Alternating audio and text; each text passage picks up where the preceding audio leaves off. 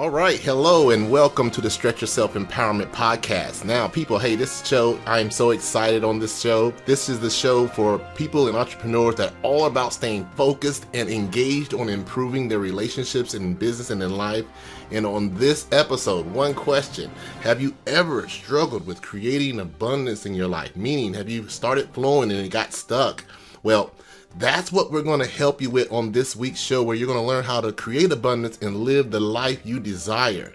So today's guest, I am so excited and honored to have on the show, is New York Times bestseller author, personal transformation guru, and life coach for the Steve Harvey Show and the Today Show, Lisa Nichols. She's going to share her journey from scarcity to abundance, and she's going to outline some steps that everybody can take to create abundance in their career and relationships. So, Lisa, welcome to the show. We've talked about this for a minute. I'm excited that I'm now here. Yes, great. So, there's a lot of different things that I definitely wanted to make sure that all of our listeners hear about. But one of the biggest things that stand out for me is that you're the first brand in the self-development field to go public. That is an accomplishment in itself, and I just want to say congratulations. I was reading your book, Abundance Now, and there are some things that I wanted to cover in here. The first thing that I wanted to cover is about the 4 E's that you talked about that you can use to bring true abundance. And I think it was enrichment, enchantment, engagement, and endowment. Can you briefly go through those? Yes, absolutely. You know, when you look at enrichment, you know, and it's like relationships and understanding that relationships really they garner the quality of our life. You know, when you get to the end of your life, you're not going to say, I should have had one more meeting. I should have, done another seminar. You're going to say, I should have poured into my whole self. I should have poured into who I am. I should have poured into, I should have stopped. So when you look at enrichment, it's enrichment of your whole self: relationship, finances, health, wellness, spirituality, emotional, mental. And so it's really saying, how can I access the next best version of myself? What does that look like? Always greening, always growing. And then you move into enchantment. And enchantment are your life relationships. And I love the word enchantment, because when we think of enchanting, it almost feels like something unattainable, but it's so attainable. You know, abundance is, I think one of the myths to clear up is that abundance is not something you go and get. Abundance is something you expand. It's enchanting relationship. Okay, enchanting. One of the things I love about just the book and the conversation around the book is that I started off exploding myths, meaning we think you got to go get it. So we're always in pursuit of something versus uncovering something, discovering something, and expanding something, because you already have a nugget of everything that you want. You just have to expand it into an abundant place. Okay, so, wow, you just opened my eyes with that, because, I mean, that's what my mindset, I guess I probably was set in that scarcity mindset, and I'm thinking I'm in pursuit of abundance, but I'm thinking in which you just opened my eyes, that we already have abundance. We just need to expand on what we have and really focus on the positive in what we have in our life and bringing more of that out. Am I correct? Absolutely. And in some cases, you don't have abundance. You have access to the abundance.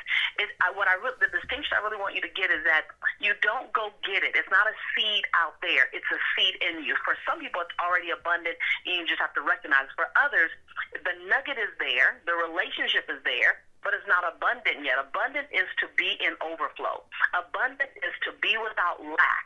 Abundance is to have enough of and then some. That's abundance. That's abundance. So abundance and joy. You know, you may not see it as abundant now. So I don't want to create the concept of people that you think you have it and you're doing something wrong. No, you're not doing anything wrong. Okay. Some relationships exist. You have to make them abundant. So when we think about pursuing, we pursue wealth. So a lot of people pursue wealth and prosperity. And then a lot of people mistake wealth and prosperity for abundance. Well, wealth and prosperity are not abundance. Wealth and prosperity are about your monetary, your bottom line, and your toys.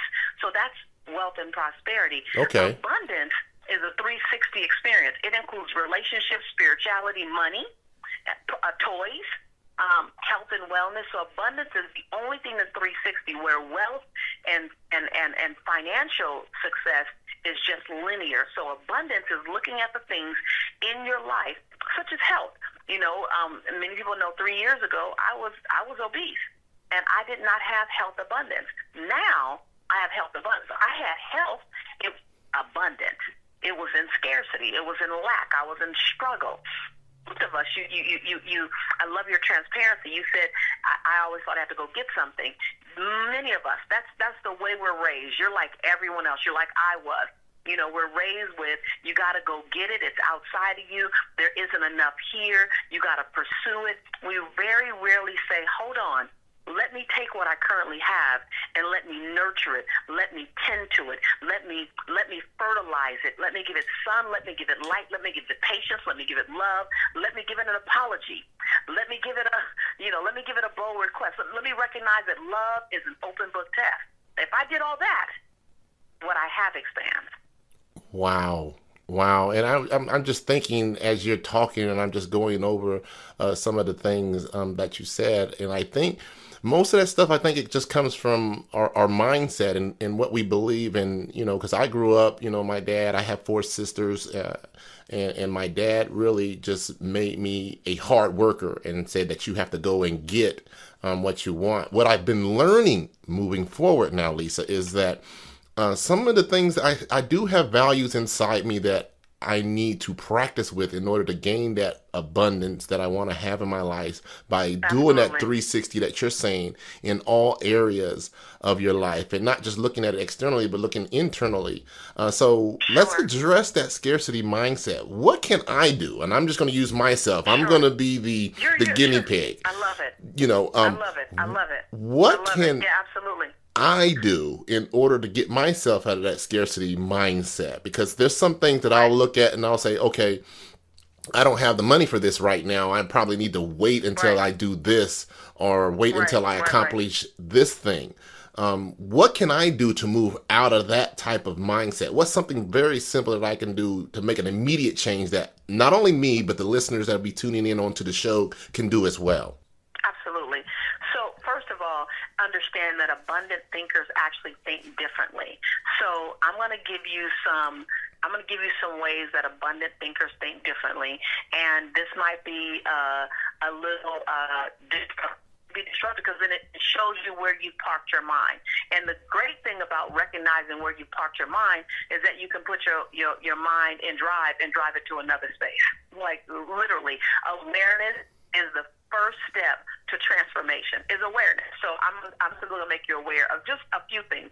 Now, I'm literally just pulling stuff out of chapter 2. Like I'm not going to go through the whole book. I'm just pulling a few things out. So recognize first, just make a distinction. I'm not just going to talk about scarcity thinking or abundant thinking. I'm going to show you the distinction so you understand. Abundant thinkers set long-term goals. So abundant thinkers plan out 3, 5, and 10 years, literally, while scarcity-based thinkers plan month by month. Okay. Right. And so the first time I was asked to make a 3-year plan, I freaked out. 5-year plan, I literally froze. I didn't think that far. But when you make a plan out 5 years, several things happen. You start thinking bigger and thinking longer. You think differently because you literally can see what you're working for 5 years down the line. You literally don't sweat the small stuff, so you don't get caught up in people's drama because you got a bigger plan. Everything becomes sweeter. You don't mind putting an extra hour or 3 in the day because you have a bigger plan. You're not thinking month to month or even 6 months out. Number 2, abundant thinkers make a plan, then modify the plan as needed, while scarcity thinkers just keep making up the plan as they go. Wow. 2 very different. Yes, it's crazy. So imagine how many times you started a business without making the business plan. None of us wanted to do it. I was a business plan for 3 years. Literally. And my coach said, I will not coach you without a plan. And I said, why? She said, because then we're just both making it up. And I'm not interested in making it up. I thought, oh, okay. So we do life like that. So we live reactionary to life. So when you make a plan, when you make a life plan, I mean, each area of your life, your spirituality, your relationships, your finances, when you make the plan. So first I talked about how far out you make the plan. Now I'm just going to talk about making the plan. When you make the plan, all you got to do is modify the plan as life happens. But when you don't make the plan, you got to keep making the plan up. It consumes more energy. Number 3, abundant thinkers don't collect evidence on why a dream won't work. Abundant thinkers don't collect evidence on why a dream won't work. If they only have one reason to make the dream work, they run with that one reason. While scarcity thinkers, they listen more to the naysayers than they do to their own heart and desires. Wow. Abundant thinkers don't ask permission, they give notice. Oh, I like that. And scarcity thinkers are always checking in. You think I should do it? What do you? Now, I'm not saying don't get advice. But abundant thinkers are their advice to be secondary. They listen to their intuition, to their calling. They're willing to risk it all to gain it all. Now, that leads me to my 4th point. Abundant thinkers are willing to fail.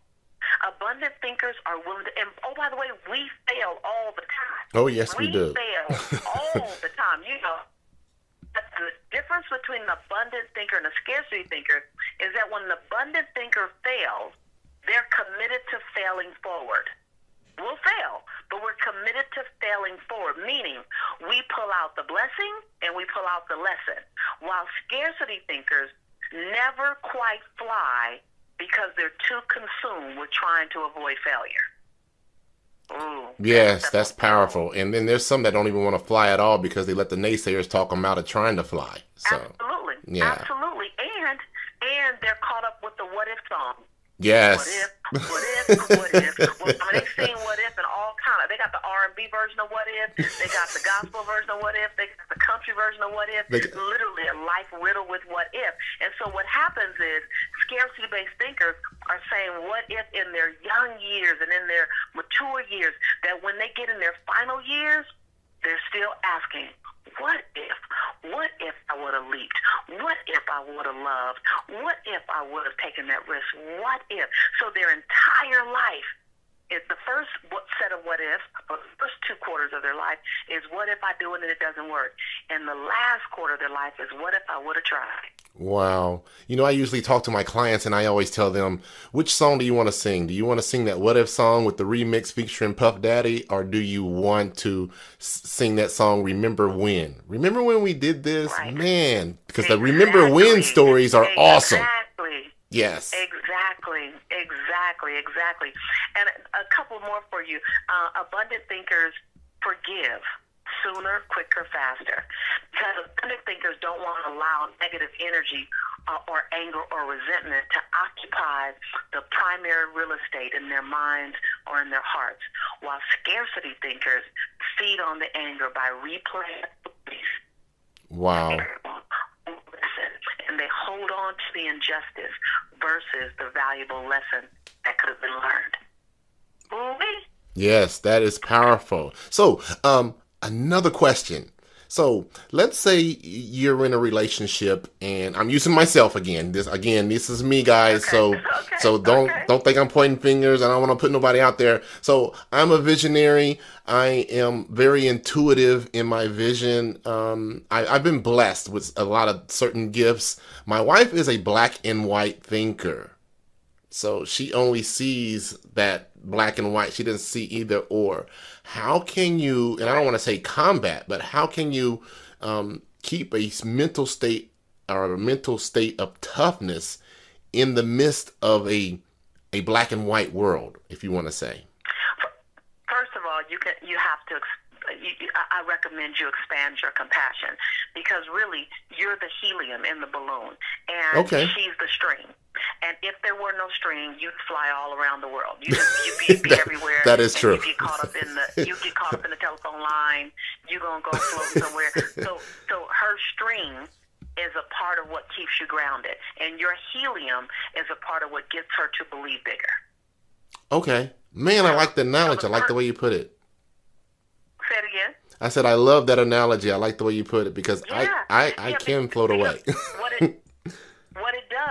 What it does is it have you honor what she brings to the table. So she's not stumbling you, or she's not holding you back, though it might feel that way. And then for you, you're not stretching her out of her so far out of her comfort zone. You guys are both doing just enough so that you don't leave forever the ground, and she doesn't stay on the ground forever. Like, you need that balance. And so understand that black and white is they're about facts. She lives in facts, and you live in possibility. And so you have to find the island that you can meet each other on in the middle. Don't try to drag her to the land of possibility, and she's not going to try to make you reside on the land of facts. It's not going to work. You guys both, you don't want to live there. You want to live together. So what's the island in the middle that you can coexist on? So then that lives in the questions. So if you ask her, what facts do you need to feel more comfortable with this idea? And then give her that. We often don't like to. You're right brain. You're a creator, so you like to live in the creative side. Always. You like to live in the designer side. You're an artist. You're a linguistic artist. You're a possibility artist. And she likes to go, hold on, where's the line? Where we're going to color? Don't go outside the line. And so together you can make a beautiful masterpiece. You just have to understand what's the guidelines. I didn't say rules, because rules are meant to be broken. True. What are the guidelines of engagement? Like, what do you need to feel comfortable? I coach people all the time, and the husband or the wife is a creator, and the other person is logistics. And I say, bring them in. Let me meet with both of them. And then I ask the question, what do you need to fully feel like you can support her? And the answer is, and the answer gives us, it normally gives you all the things that you need to see and hear by the answer. So whatever she says, go, what if I give you this way? And so you begin to ask more questions versus just sharing the dream. Ask the question, what do you need to feel more solid? What does solid look like to you? Because her form of solid looks different than your form of solid. Here's the bottom line thing, and I said this earlier. Love is an open book test. Boom. We just keep forgetting. We keep forgetting to open the book. Yeah, we just keep trying to take it with our eyes closed and hoping that we make some good grades. Right. Versus asking the question, when she says I don't feel stable, what does stability look like for you? Well, I need to have at least $10,000 in the bank at all times. Okay, great. Let's shoot for that so you have stability. Now, after that, I'm going to go be creative. Okay, Ray. Yeah, I'm about to go crazy. Understanding what does it look like. Yes. Man. Oh my God, we can just talk for hours about these things. This is, ladies and gentlemen, if you're not going to be there, I'm so excited to let you guys know that she is going live. Abundance Now Live. She's going to have 2 events. One event is in Pasadena, which is actually, I think, on the 29th. Am I correct? And then I think you have one in New York, which is on the 22nd, which is right around the corner. Guys, if you are not registered to be there to see Lisa live. Go ahead, Lisa. I so many to come to the East Coast, and I'm always on the West Coast. We are literally and the West Coast, and not only do I get to do just talking about life and doing tools, so I'm super, super excited. And I literally just got, as we were talking, I just got a really exciting link. It's abundancenow.com/free. Now, I don't know how many of those tickets I would have, but I would highly recommend. It sounds like it, and I literally just got the link as we were talking. Wow. abundancenow.com/free. Wow. Ladies and gentlemen, if you did not hear that, listen, abundancenow.com/free.